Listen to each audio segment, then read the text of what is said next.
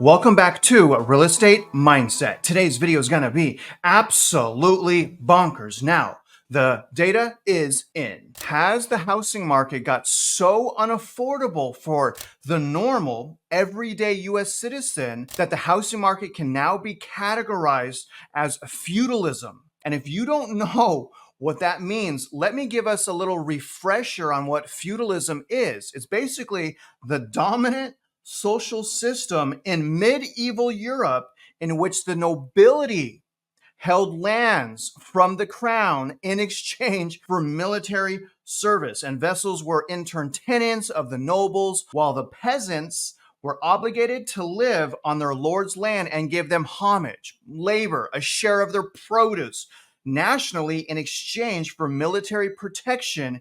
So, my question is the housing market so unaffordable that only the top 1% of Americans will be okay and the rest of us 99% of citizens will be renting forever? Well, that's exactly what we're going to talk about today.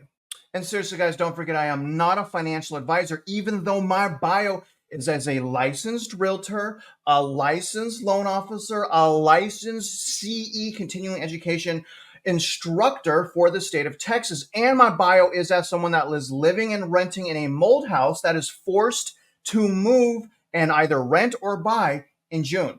All right. That's super duper horrible. So that's my bio. If you guys have any empathy for my very frustrating situation, as I have empathy for you, do me a favor, guys, like the video, really helps out the channel. Share this information, comment below, let us know what metro area you're sharing your intel from. In essence, guys, this video is going to be about how much longer is America going to take this? The level of unaffordability and inflation right now is strangling us. In essence, guys, it's not American. It's greed, corruption, fraud.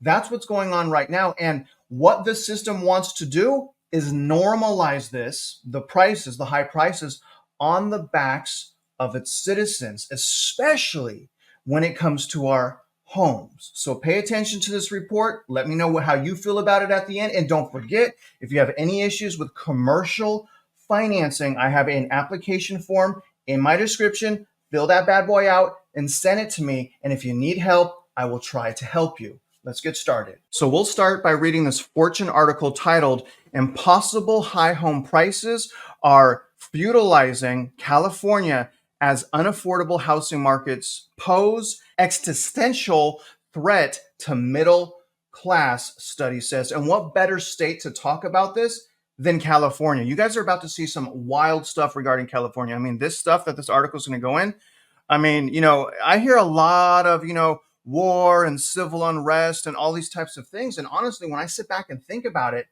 if we can't own a home, a roof over our head, and that is the American dream, then yeah, there's going to be a lot of people that get upset about the politicians, the corporations, and all of the elite. I mean, I'm sick and tired of them getting rich off our backs. Most of us just want a balanced, happy, healthy life. That's it. We don't want to take over the world. They do. And it's costing us. There are unaffordable housing markets, and then there are impossibly unaffordable markets. 4 of the 10 markets are in California. So this is a study basically telling us what housing markets are the most unaffordable. And this is across the world. And out of the top 10, four of them are in California. That's why California always crashes.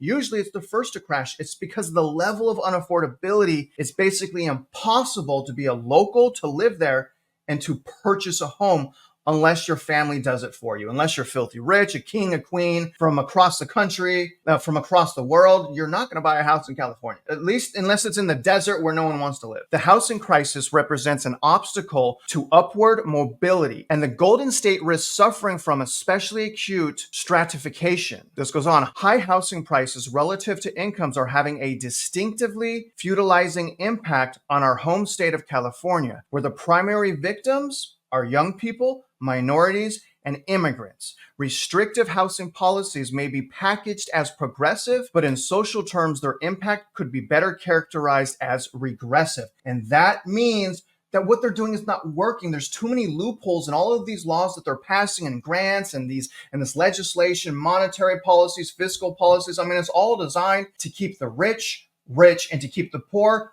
a little less poor. But yet at the same time, we get even more poor. So actually, it's like this. We get a little less poor, but it gets a lot harder to get unpoor. Do y'all know what I'm saying? Like, we're more permanently poor, but it's a little bit more comfortable, but we've just lost our freedom. We lost our ability to buy a home. I mean, think about it. How long did this take? 4 years? You're sitting here telling me in 4 years, I'm supposed to accept everything that has happened when, again, we have another 100 years that says the opposite? I don't think so. The housing market is going to reset. It has to. It actually happens regularly, especially when we have this lack of income growth at the same time as the prices and values go up. There's nothing new here, guys. There's absolutely nothing new. There's nothing new here. The report points to urban containment policies that are meant to limit sprawl and increase density. Very interesting. Those have resulted in higher land prices, which have translated to dramatically higher home prices. So they put aside parks and sidewalks and all of these types of things. But what they're saying here is by doing that, you're making land way more expensive in these highly dense areas. And what they are suggesting, guys, and let me know if you agree, and you'll see that here in a minute, they're suggesting that these high density areas eliminate parks, sidewalks, amenities, and just put a whole bunch of buildings and houses there, probably high-rise condos. So I understand that they're trying to fix something, but the cost is a lack of socialness, is a lack of being able to go outside, play basketball, go ride a bike, be social with other human beings. They continue to dissolve that. Again, when I was born, when I was a child, what we did, we didn't even play video games. We didn't even have cell phones. We went outside, rode our bikes, played soccer, played basketball, played baseball. You guys, here's the thing. They're stealing that from our children. And what we need to do as parents, first of all, we need to do a lot of things, but I'm going to just say this one thing. We need to minimize the screen time our children have on their tablets, cell phones, or whatever. And I have a lot of parents who say it's okay if it's educational. That's not exactly true. They're doing it too much. But anyways, that's a little bit of a rant. Let's get back into this article. The trend toward increasing density was geared towards reducing reliance on cars and freeways, improving gridlock, and making neighborhoods more walkable. But the report said while such policies were well intended, they resulted in land prices being 8 to 20 times higher in urban containment boundaries rather than outside of them. And this brings up a very important thing that I really want you guys to understand. If you guys are having trouble finding a house that you can afford, it's because it's 2024, okay? But let's fast forward into time. Let's say it's 2025 and you're still having trouble purchasing a home. Now, remember, a lot of times you can go to the outskirts of downtown metro areas and find homes that are way more affordable. But I get it. And I'm included into this box. A lot of people put themselves in a very tiny box and say, I want to live in that neighborhood. Understand that you're limiting yourself as a homeowner if you refuse to go outside of those boundaries. Again, you could go 15, maybe 20 miles away, find a similar house for 50% less. Hypothetically, right? Hypothetically, you got to do your research. But my point is, who cares if you have to drive an extra 15, 20 minutes to work? I'm used to driving an hour to work since I was 18 years old. It's just a part of what we do. Do you guys agree with me on that? I mean, people want to walk to work.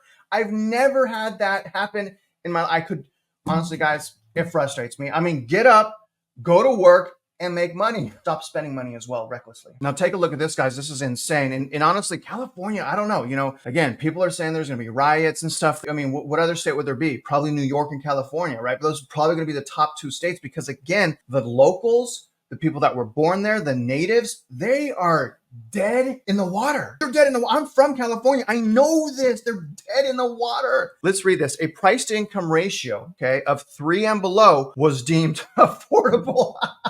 You guys, right now we're in the 7s, by the way. As a country, we're in the 7s, and they're saying 3 is affordable. All right. So how is this normal? This isn't normal. With higher ratios corresponding to worsening levels of unaffordability. A ratio of 9 or above was labeled impossibly unaffordable. Again, we're at like 7.4. As a country, we are so close to impossible, and let's change unaffordable, impossible home ownership, okay? We are this close right now as a country to having impossible home ownership. But I have good news at the end of this. And don't forget, I forgot to tell you guys that, by the way. Stay tuned because, again, this is horrible stuff, right? But I'm explaining this because understand what inflation really does to citizens. Understand what inflation really does to society. It kills us. It kills the values. It kills our mindset. It kills our relationships because we're paying for money that's not even ours and it's not being used to help us. They're saying that it's helping us, but it's not. All that's happening right now is things are getting worse. And again, I have good news because I'm going to show you how prices are actually going down. But in the meantime, we got to go through a lot of pain to get through this. But let me go back into this for you guys. So the number one in the entire world, number one most unaffordable place is Hong Kong at 16.7 PE ratio. That means it takes almost 17 years of the average person's salary to pay for the average home. Hong Kong got it real bad. Number two, oh my gosh, this is crazy. Sydney.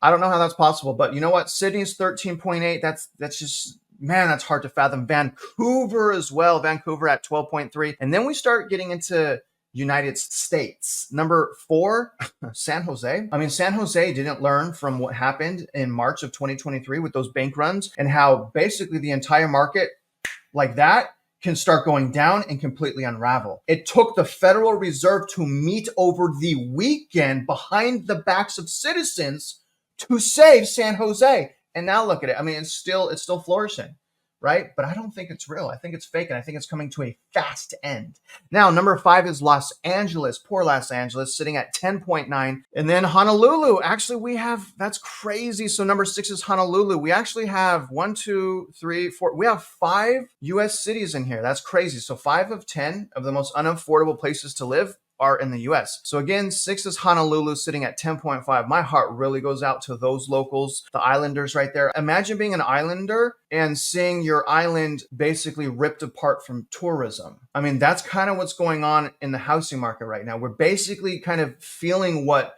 some of those islanders have felt over the course of hundreds of years. I'm not saying it's anywhere near the same, but think about them. Now, number 7 is Melbourne at 9.8. Number 8 is San Francisco at 9.7. San Francisco is right next to San Jose, so that whole area right there is super bad. Now, number 10 is actually San Diego at 9.5. So again, the natives, the locals, the people that were born and raised in those areas, how are they going to buy a house? How? Explain to me in the comment section below. How can they buy a house? They will have to make what, $2-3 million a year to afford a house in those areas? That's insane, guys. The report also warned that housing crisis poses an existential threat to the middle class, noting that high housing costs have reduced standards of living and increased poverty. Thank you, Federal Reserve. I'm telling you guys, a lot of this is the Fed.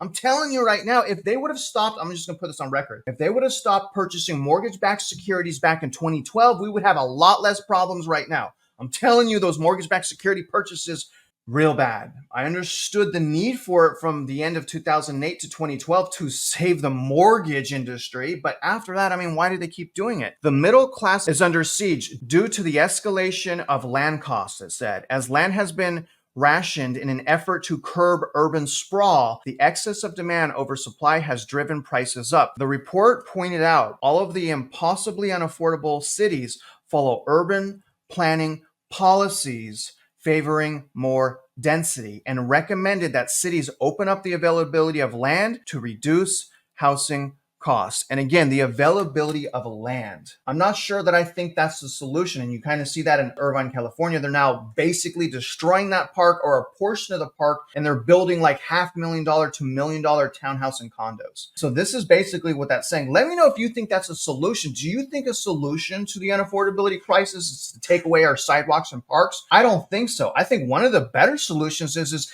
stop the investing. Even mom and pop investors. I own one house right now. Before I die, I want to own 3 to 4 houses. But I have to forfeit that dream so that everyone has a fair opportunity to buy a house. I will happily do it. I told you guys, I don't want to take over the world. I'm like you. I just want a roof over my head. I want my family to be safe and happy and balanced. And I just want to be left alone. How many people are there that are just like me? I want to know in the comment section, are you going through something like I'm going through right now? Let me hear from you guys, please. So I want to put this in perspective on just how out of reach home ownership is for most normal citizens. Now, you guys can come to this website. This is called Long-Term Trends. This is a great website. It's free. The public can access it, and it can actually go back 100 years or more on some of the data. So it's very, very helpful. But what we're looking at is only the last 50 years. We're looking at Case-Shiller home prices. It's an index to create home values, which is in red. And we're also looking at CPI, which is in black.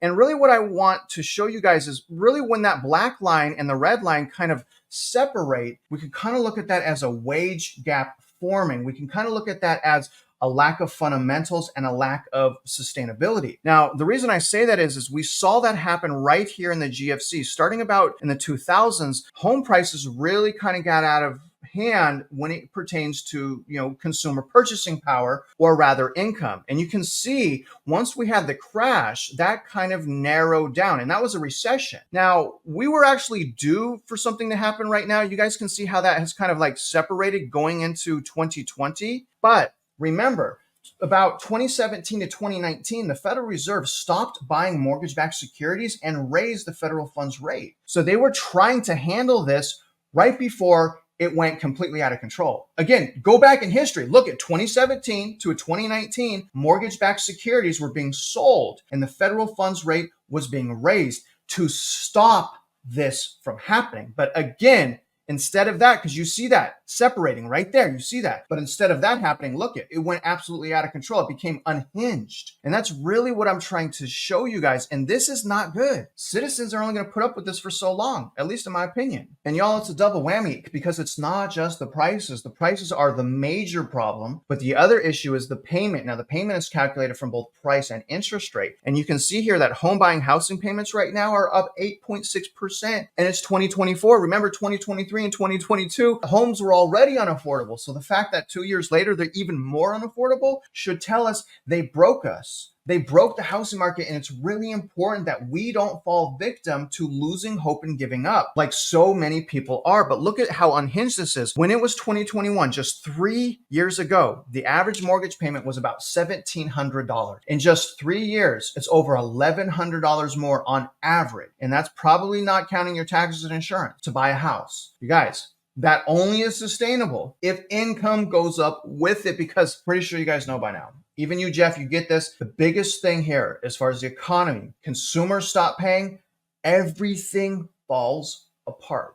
And that's why I keep constantly saying, if you're going to have these asset prices go up, if all this unaffordability is going to go up and sustain, it can only sustain if an overwhelming amount of us, like way more than half of us, can keep up with the unaffordability. But when citizens cannot keep up with the unaffordability, we start to have what's called a crash, a recession, deflation, a drop in asset prices. And here's the good news, you guys. It's already happening. Now, it's very hard to see that because these people keep manipulating the data. This is proven. But this article was June 18th, 2024. This is a recent article from Redfin. U.S. home prices are rising at the slowest pace in nearly a year and a half. And I'm going to tell you guys right now, the leading indicators, if you want to know what's going to happen in the housing market, there's two primary things you want to watch in addition to inventory. Number one, price drops. Okay. I mean, this has exploded. The only time we've had price drops like this was in 2022, which was the last time we had prices go down, and it was not seasonality. From any index that you look at,